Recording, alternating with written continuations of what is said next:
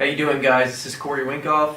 I'm the program director for FLG, and here on our next installment of X's and O's with FLG, I'm going to be talking about some two-man out-of-bounds plays when that ball goes out on the end line.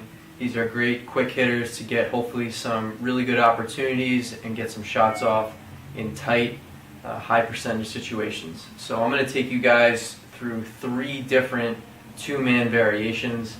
We have our flyby, we have our Z-pick, and we have our fish hook. So a couple points of emphasis here that are really important as we look to set up these two-man out-of-bounds plays is making sure to set up our strengths. So we got to understand tendencies. It's really important to understand the strengths of specific players' hands as we pick up that ball at X and as we decide who we're going to set up that shot for. Also, being snively. Here's a term that was coined by the Yale Bulldogs, and Brandon Mangan brought it to our program, which I really like. And snively means being sneaky and lively. So changing your speed, going from jogging to acting like you're not even involved in the play, to sprinting to a spot where you might receive a pass. Making sure that once that ball goes out in the end line, you get to your spot as quickly as possible. So you're always whistle ready and you're alive and you're ready to go and take advantage of whatever the defense might present to you guys. So being snively is not just important when you're on the crease, but also when you're those two guys behind at the end line there. Timing is absolutely key as we set up our two-man out-of-bounds plays. Those two guys at X have got to be on the same page, and they have to make sure to time up their cuts and their passes and hopefully get off their shots at the right time as well.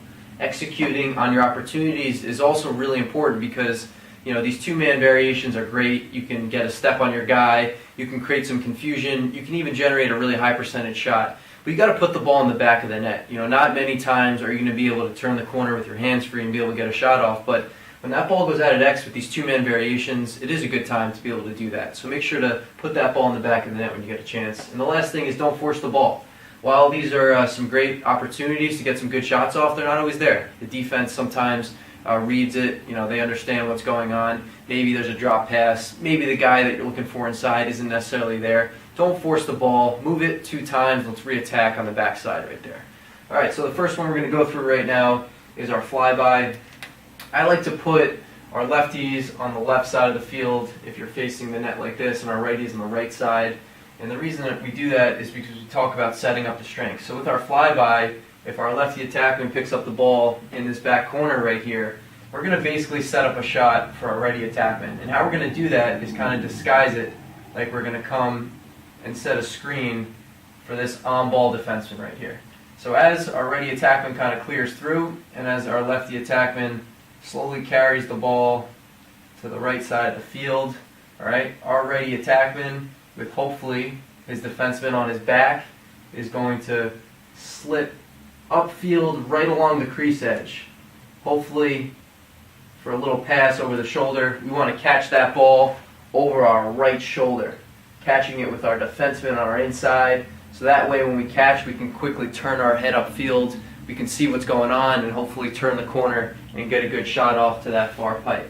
Now, if you get to a point right here, as this lefty carrying an attackman, where you get a little too far to the opposite side of the field, and this attackman has not yet received a pass, although he is open, don't be afraid to go from catching that ball over your right shoulder to now catching it over your left shoulder to the inside. This is a pretty high-level concept that some high school and even very skilled middle school age players can execute. But keep in mind, you don't always have to keep that look over that right shoulder, because you might actually have it over the left shoulder. So again, we're going to turn the corner here, and we're going to get a nice shot off to the far pipe, or maybe fake into the near pipe, shoot into the far pipe. Our crease attackman right here should always flash opposite the ball, just to create space, and if his defenseman decides to slide to the ball, you might be open on that back pipe for a shot.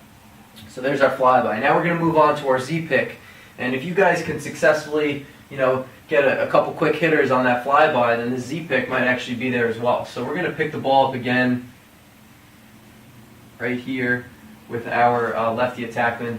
Our righty attackman is going to start doing the same exact thing. They're going to cut like they're going to set a regular pick on this defenseman's right side. This lefty attackman is going to start carrying across the middle of the field. Right when you get on that point of the goal right there, once you cross the middle of the field, this is a nice time for both guys to start changing direction. So our righty attackman is going to stop, He's going to change direction, come back towards X. Our lefty attackman is going to drive, he's going to plant, and he's going to roll back upfield. And hopefully that pick is going to be waiting right there, right on that defenseman's left shoulder.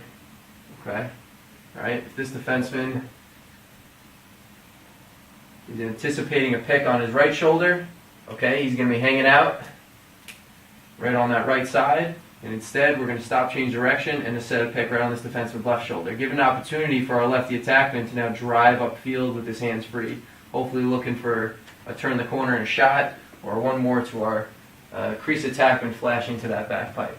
Now you can run this the other way, right? You can run it with our righty attackman picking the ball up, right? Dodging to his right hand, rolling back to his left, right? That lefty attackman can set the Z pick, but it's a really nice opportunity to kind of catch the defense off guard, right? Get them, not really knowing that you're going to set a pick on that other side. So there's our Z pick, another great way to free our hands up for a shot turn in the corner. The last thing we're going to talk about is our fish hook, okay? Now the fish hook is designed, and it's going to look very similar to both the flyby and the potential Z pick. We're going to pick up the ball right here with this lefty attackman, okay? This righty attackman is going to start clearing through, looking for that flyby. That's always our first look. Okay, that second look, all right, might be that Z pick, all right? But now with the fish hook, instead of coming back towards X, we're going to continue driving upfield, off ball. We're going to get to about the middle of the field and about 5 yards. All right, it's really important that on this fish hook, our attackman gets to the middle of the field. Reason being, all right, this lefty attackman, after he plants and drives upfield, looking to get to the goal, all right, or possibly feed. If our fish hook is too shallow, meaning we don't get to the middle of the field enough, and we flash back to this space right here, it should be a little bit flatter so you increase your angle. We're way too wide right now. It's not a great shot. Okay, because we didn't get to the middle enough, we're now catching the ball about where those football hash marks are. That's way too wide. Alright, so it's really important that our attackmen, they get to the middle of the field, and when they fish hook right nice and flat right to this space, they catch it with a much better angle to get that shot off. This crease attackman can also flash covering pipes. So that way, if his guy's ball watching, we might even look for that feed right across the crease right there. Okay. Fish hooks can be run to the other side as well. All right, righty attackman carrying, lefty attackman fish hooking. But again, it's important to try to set it up to your strong hand. In this case, we have our righty attackman fish hooking to his left hand. That's not always ideal. So all you really have to do is flip-flop guys, right? Have the righty attackman start with the ball. Now he's driving upfield with his strong hand. Have the lefty attackman be the fish hook guy. Now he's fish hooking to his strong hand. So most importantly, set up your strengths. You got to be snively. Timing is very important. And make sure to execute on these great opportunities. Nothing there, don't force the ball. Let's move that ball to our middies, pass it 2 times, and re-attack. So here are some great 2-man, out-of-bounds variations. You have your flybys, your Z picks, and your fish hooks. Hopefully you guys use them during gameplay, and hopefully they help you. So hope you enjoyed this installment of X's and O's with FLG, and we'll see you guys next time.